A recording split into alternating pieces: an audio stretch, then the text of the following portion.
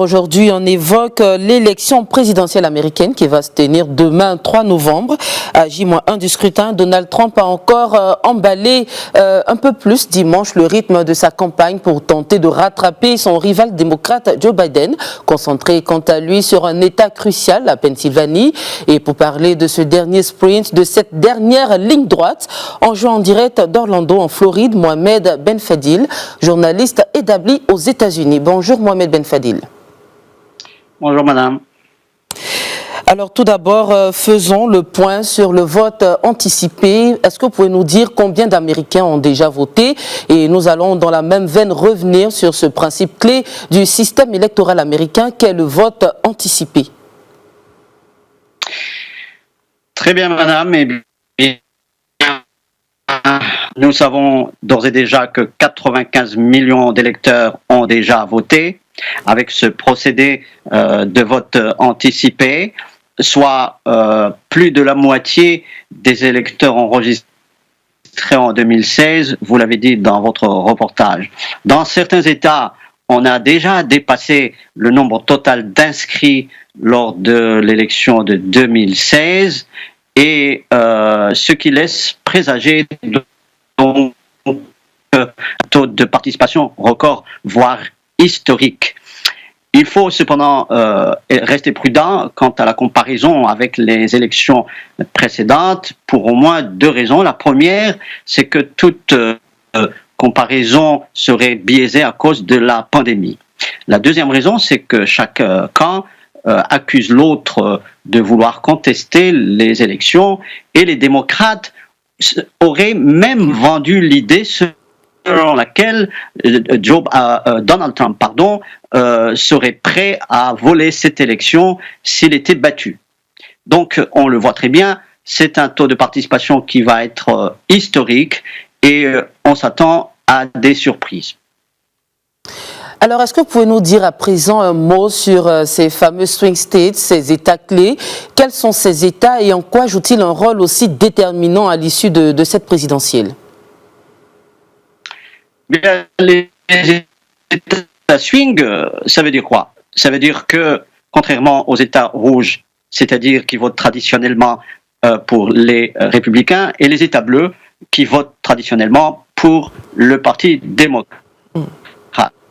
Dans les États swing qui sont entre 6 et 8, la Floride, le Texas, la Pennsylvanie, la Caroline du Nord, l'Iowa, etc., eh bien, cela veut dire que les électeurs votent aussi bien pour les démocrates que pour les républicains, avec un certain nombre de voix qui feraient la différence.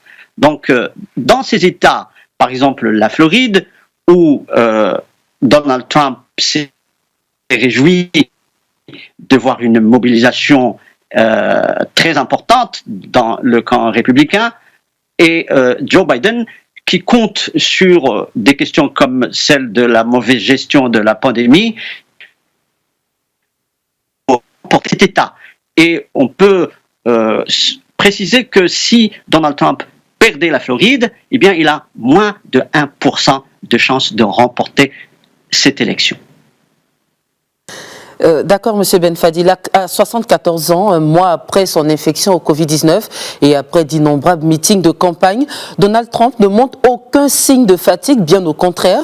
Trump, qui puise son énergie dans ses rassemblements, occupe le terrain et se plaît à minimiser la gravité du Covid-19 au moment où le nombre d'infections dans le pays continue de battre des records quotidiens. Alors dites-nous, M. Mohamed Benfadil, est-ce que Donald Trump a réussi finalement à convaincre les Américains sur la situation épidémiologique du pays? Madame, vous l'avez bien dit, mais j'ajouterai que la situation est très grave en ce qui concerne la pandémie aux États-Unis.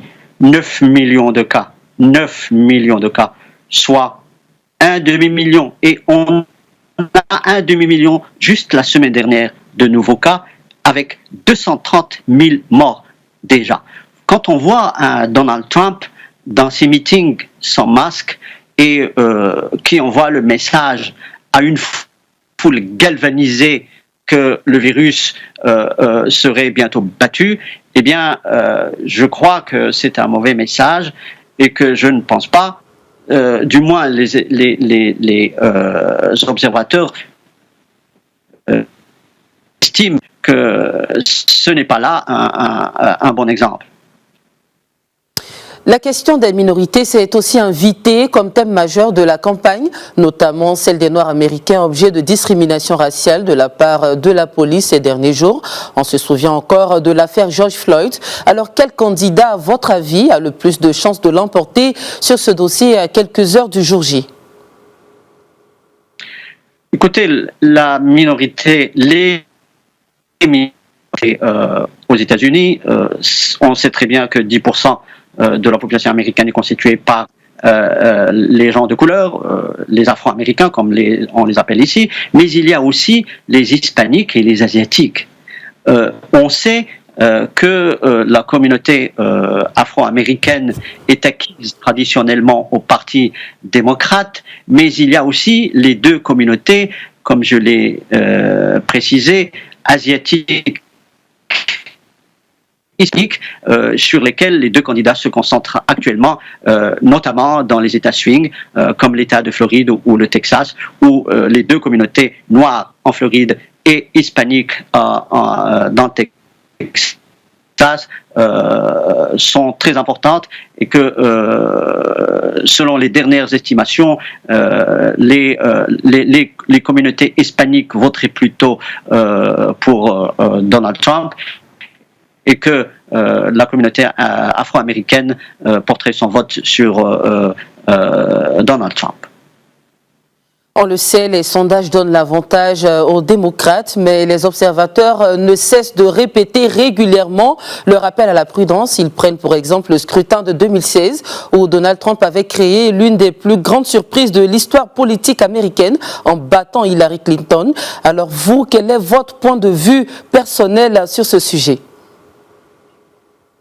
Écoutez, madame, il y a une étude qui vient d'être réalisée et dont les résultats sont de cette façon. Depuis 75 ans, depuis que Gallup suit les sondages des élections américaines, on estime que le candidat qui a plus de 50%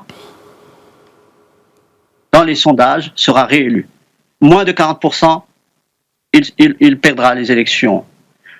Il faut donc rester prudent parce que cette étude donne à Donald Trump 46%.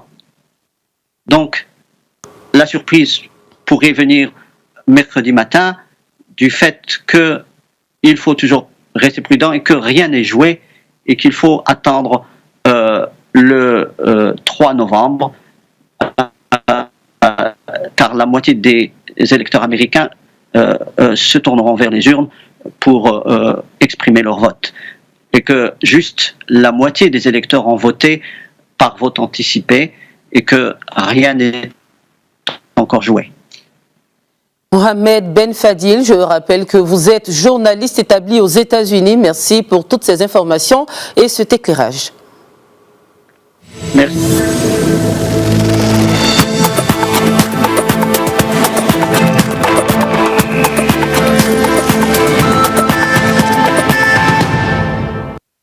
C'était l'invité de la rédaction. Voilà qui referme la page spéciale consacrée à la présidentielle américaine.